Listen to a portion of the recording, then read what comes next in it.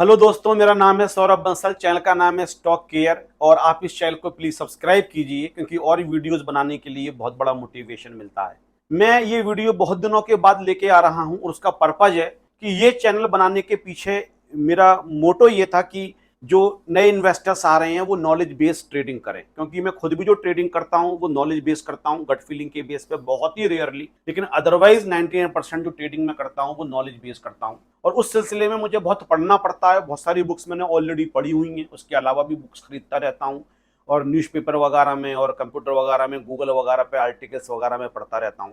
तो जब कोई टॉपिक मेरे सामने ऐसा आता है कि मुझे लगता है कि ये आपके संग शेयर करना चाहिए, तभी मैं वीडियो बनाता हूँ। तो अभी मैं जब कुछ सर्च कर रहा था, एक्सप्लोर कर रहा था, तो जीरोधा एक चैलेंज किया करता था जिसको कहते थे 60 डेज चैलेंज। एक तरीके का कंपटीशन कह सकते हो। 60 डेज चैलेंज में क्या होता था कि जो भी लोग पार्टिसिपेंट्स होते थे उनको 60 ट्रेडिंग डेज मिलते थे और उन 60 दिनों में वो ट्रेडिंग करते थे और ब्रोकरेज वगैरह निकालने के बाद अगर प्रॉफिट में रहते थे तो उनको विनर माना जाता था, उनको अवार्ड या सर्टिफिकेट वगैरह दिया जाता था। तो ये 2013-14 के आसपास की बात मैं बता रहा हूं। उसके बाद फिर कुछ टाइम तक और चला, फिर सेबी की जो नई पॉलिसीज आई उसकी वजह से जीरोधा को ये बंद करना पड़ गया। लेकिन ये बहुत इंटरेस्टिंग चीज थी और कई लोगों ने पार्टिसिपेट किया और अवेयरनेस फैलाने के लिए भी अच्छा था। बट सेबी को कुछ लगा होगा, कुछ रीजंस रहे होंगे, इसको डिसकंटिन्यू कर दिया गया। तो जो लोग उस समय विनर्स रहे थे उनके इंटरव्यूज वगैरह में पढ़ रहा था। जीरोधा ने अपनी वेबसाइट पे सारे इंटरव्यूज पब्लिश किए हुए हैं जो उस समय के विनर्स रहे थे। बहुत ही मजा आया पढ़ने में। मैं भी आपको एडवाइस करूंगा कि आप जरूर पढ़ें। लेकिन उसी सिलसिले में उसी दौरान जो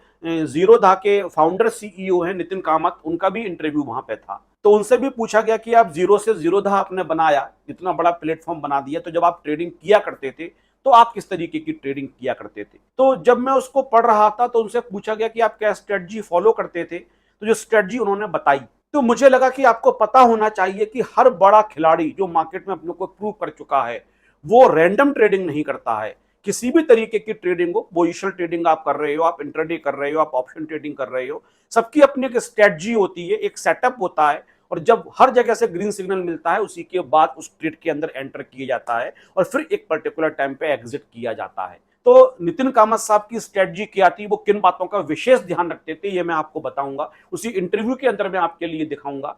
लेकिन एक बात मैं आपके लिए बता दूं कि जो नितिन कामत के लिए सही था वो आपके लिए भी सही हो ऐसा जरूरी नहीं है। मेरा पर्पज केवल ये है कि आप भी नॉलेज बेस्ड ट्रेडिंग करो। जैसे इनका एक अपना सेटअप था, ये कुछ स्पेसिफिक चीजों को फॉलो करते थे, आप भी कुछ स्पेसिफिक चीजों को फॉलो कीजिए। नितिन कामत साहब को फॉलो करने की जरूरत नहीं है, लेकिन अपना एक सेटअप होना जरूरी है। टेक्निकल एनालिसिस हो सकता है, मूविंग एवरेजेस हो सकते हैं, कैंडलस्टिक पैटर्न्स हो सकता है, वॉल्यूम हो सकता है, आरएसआई हो सकता है, रेजिस्टेंस सपोर्ट्स हो सकती हैं। तो आप जिसमें कंफर्टेबल होते हो, जहां से आपकी विनिंग्स के ज्यादा चांसेस होते हैं, जहां से आपको सही सिग्नल मिलता है, लेकिन गट फीलिंग के बेस पे आपको ट्रेडिंग नहीं करनी है, टिप्स के बेस पर ट्रेडिंग नहीं करनी है, नॉलेज बेस्ड, एजुकेशन बेस्ड आपको ट्रेडिंग करनी है। मैं आगे वाली वीडियोज में अच्छी अच्छी बुक्स को भी रिव्यूज करूंगा और जो महान ऑथर्स ने कुछ स्पेसिफिक बातें बताई हैं वो भी आपके संग डिस्कस करूंगा। फिलहाल चलते हैं उस इंटरव्यू की तरफ जिसकी तरफ मैं आपसे बात कर रहा हूं। तो दोस्तों, ये जीरोधा का वेबसाइट है। इसमें जेड करेक्ट के नाम से एक पेज है जहां पे नितिन कामत साहब का इंटरव्यू दे रखा है। ये पूरा इंटरव्यू है। इसका हेडिंग है नितिन जीरो टू जीरोधा। 26 जुलाई 2013 को पब्लिश किया गया था। पुराना है लेकिन रिलेवेंट है। ट्रेडिंग स्ट्रेटजी कभी बहुत ज्यादा आउटडेटेड नहीं होती हैं, उनसे कुछ ना कुछ हम सीख सकते हैं। तो ये पूरा इंटरव्यू हर किसी को पढ़ना चाहिए और इसको पढ़ने से आपको बहुत ज्यादा इंसाइट्स मिलेंगे, आपको सीखने का मौका मिलेगा। 2 से 2.5 पेज का है। इसका लिंक मैं डिस्क्रिप्शन में डाल दूंगा। लेकिन अभी मैं जो आपके साथ डिस्कस करना चाह रहा हूं, जो क्वेश्चन नंबर 3 इनसे पूछा गया था, what kind of strategies were you following, आप किस तरीके की स्ट्रेटजी को फॉलो करते थे। बहुत सारी बातें बताई हैं लेकिन मैं बहुत लंबी वीडियो नहीं बनाना चाहता हूं। मेरा पर्पज है कि किन खास बातों पे ये बहुत ज्यादा एम्फेसिस करते थे, ध्यान रखते थे। तो जो सेकंड पैराग्राफ है उसको पढ़ने की कोशिश करते हैं। Few things that I have essentially followed. क्या लिखा हुआ है? Essentially followed. जितने भी महान लोगों के इंटरव्यूज होते हैं, बड़े लोगों के इंटरव्यूज होते हैं जो अपनी फील्ड में अपने आप को प्रूव कर चुके हैं, उनका एक एक वर्ड समझने वाला होता है, एसेंशियली फॉलोड। मतलब वो एक्सेप्शन नहीं डाल रहे हैं इसके अंदर, हमेशा उन्होंने इन चीजों को फॉलो किया। और वो चीज क्या थी? Never go against the trend. आपको दिखाई पड़ रहा होगा इसके आगे लिखा हुआ है never go against the trend. Never go against the trend. और ये बात मुझे बड़ी अच्छी लगी इनकी। मैं थोड़ा इसको सेट कर दूं क्योंकि मैं देखता हूं कई लोगों से मैं पूछता हूं कि आप इस ट्रेंड में क्यों एंटर करें, तो क्या बोलते हैं मार्केट यार बहुत नीचे गिर गया था, अब इससे ज्यादा नीचे नहीं गिरेगा, इसलिए हम एंटर कर गए। गिरते हुए मार्केट में आप इस उम्मीद में कि ऊपर उठेगा आप एंटर कर रहे हो। और मैं बहुत सारी बुक्स में आपको ये लिखा हुआ दिखा सकता हूं, जब आपको लगेगा मार्केट अब नहीं गिर सकता है तो मार्केट उससे ज्यादा आपको गिर के दिखाएगा। और कुछ लोग इस उम्मीद पर पुट खरीदते हैं कि मार्केट बहुत ऊपर चला गया, अब इससे ऊपर नहीं जाएगा, अब यहां से तो गिरेगा, तो पुट खरीद लेते हैं। तो उन्हीं बुक्स में ये भी लिखा हुआ है, जब आपको लगता है कि मार्केट यहां से ऊपर नहीं जाएगा तो मार्केट वहां से बहुत ऊपर जाके आपको दिखाता है। केवल आपको क्या लगता है उस हिसाब से मार्केट नहीं चलेगा।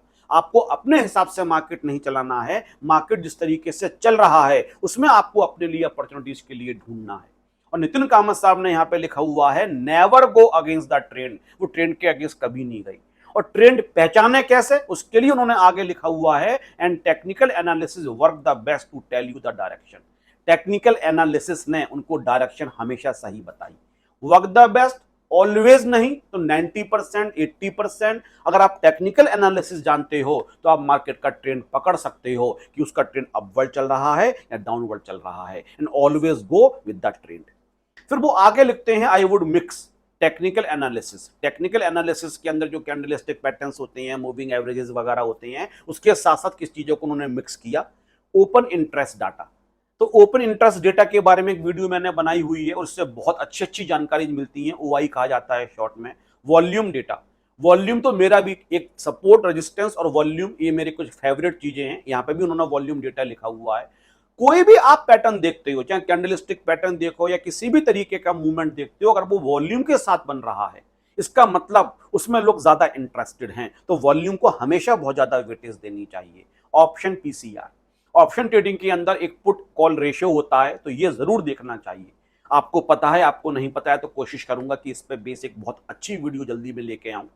तो उन्होंने यहाँ पे 4 बातें लिखी, एक्सेट्रा लिखा हुआ है, कुछ और भी चीजें होंगी, लेकिन जो बहुत खास 4 चीजें हैं, गो विद द ट्रेंड। और ट्रेंड पहचानने के लिए टेक्निकल एनालिसिस का यूज किया करते थे, और साथ में ओपन इंटरेस्ट देखते थे, वॉल्यूम देखते थे और ऑप्शन पीसीआर देखते थे। फिर इसके बाद लिखा हुआ है I kept increasing the position as and when more conditions gave a green signal. इसके साथ साथ जब उन्हें ऐसा लगता था कि हाँ जो मैंने सोचा वो सही डायरेक्शन में जा रहा है, सब कुछ सही है, ग्रीन सिग्नल मिल रहे हैं, तो अपने पोजीशन साइज को बढ़ाते थे। जैसे पहले 2 कॉल खरीदी हुई है, फिर 4 खरीद ली, जो भी उनका स्ट्रेटजी रही होगी, वो अपनी पोजीशन को बढ़ाते हुए चलते थे। तो ये खास तौर से इनका जो पूरा इंटरव्यू के अंदर पैराग्राफ है, इससे मैं केवल एक बात प्रूव करना चाहता हूं आप लोगों के लिए कि आपको भी एक सेटअप बनाना पड़ेगा, एक स्ट्रेटजी बनानी पड़ेगी। सेम स्ट्रेटजी नहीं होनी चाहिए, आप जिसमें कंफर्टेबल हो। और मेरा इस चैनल का पर्पज ये कि मैं सब बातें आपको बता दूं।